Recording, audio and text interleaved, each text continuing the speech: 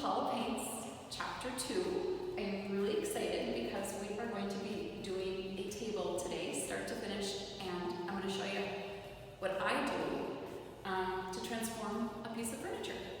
Now, I'm going to start by showing you all the products that you're going to need today. So I've started by putting down a drop cloth on the floor for drips. I am wearing clothes that I am comfortable painting in, i.e. ruining them. I started with some TSP. Now this is the heavy duty cleaner. You add it to some hot water. I've got it in my bucket and I've cleaned my table already. So this is going to help the paint adhere better to the surface. And you don't have to strip the paint or strip varnish before you paint with chalk paint. So this just gives you one more way to make sure that the paint adheres well.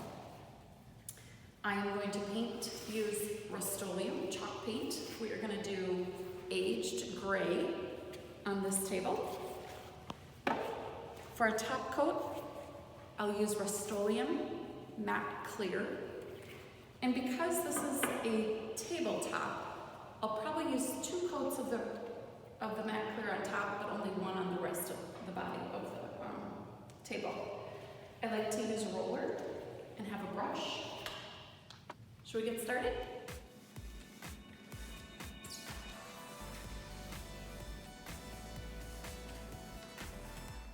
Before you start painting, you'll want to take the handles and the drawers out. Now on this particular piece of furniture, there's a little safety peg which will not allow me to remove the drawer, so I'll just have to slide it out as far as I can when I paint it. And I already took off the knob with a little screwdriver. Before you use your paint, you're going to want to shake it and stir it, just like a martini.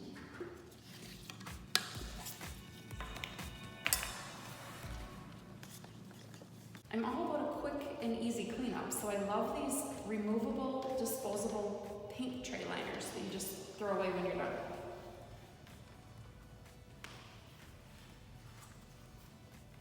I like having both a paintbrush and a roller. I think rollers go faster, especially on dressers. It's just nice to use, or small pieces of furniture, it's nice to have a small roller.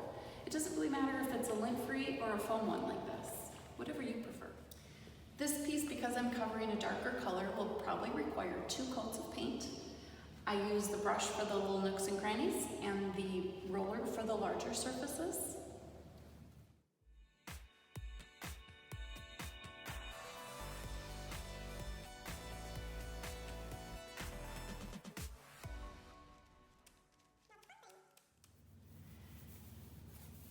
I'm excited to do this table. I've had this table for about 20 years, at least.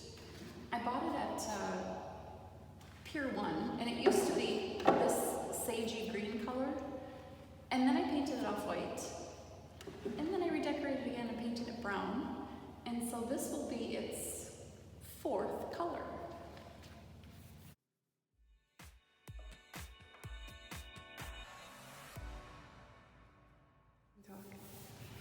I would rather do 2 light coats than one that gets too thick.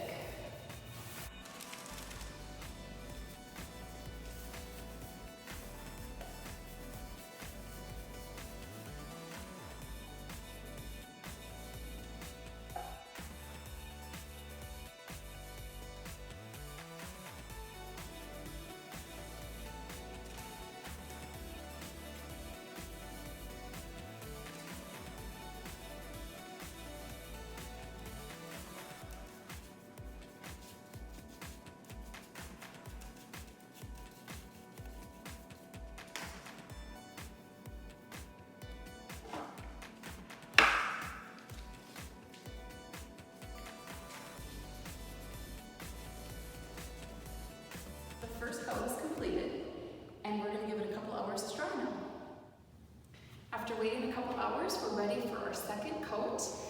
And I just wanted to show you what I did while I waited. I put a plastic bag over my paint so that my roller and everything would stay nice. I'm ready for a 2nd coat. Another trick is if I'm doing a coat, say tomorrow, you can actually put your paint tray in the refrigerator to keep your brushes fresh without washing them. Put Put a little saran wrap around your brushes and they'll stay fresh for a day.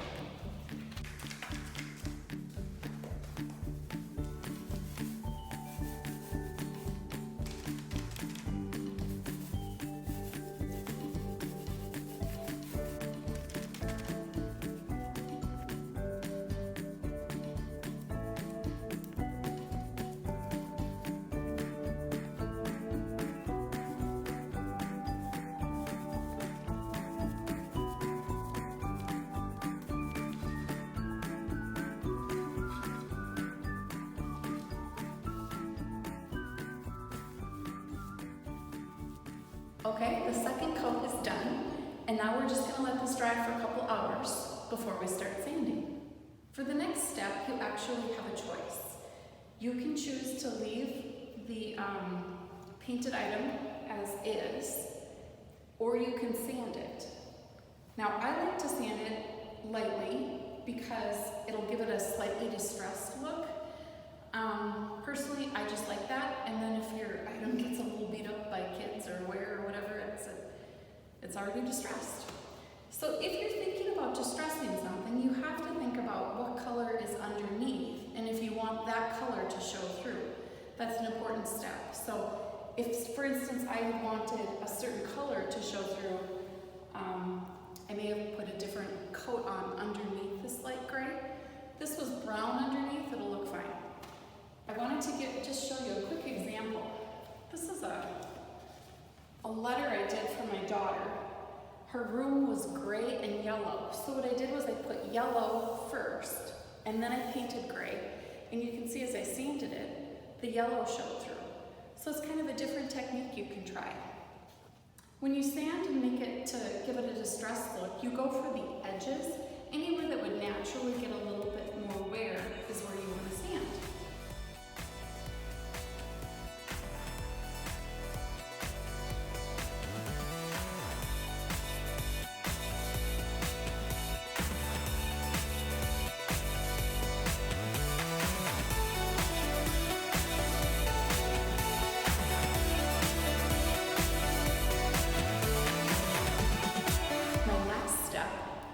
Is to put a clear coat on top. Now this has got a matte finish. You won't even see that it's there, but it will protect your furniture. And so if I'm doing like a kitchen table or a coffee table or the top of a dresser that I know is going to get a little bit more use or wear and tear, I will put 2 coats of this on. But for the body of this piece, 1 coat, the top 2.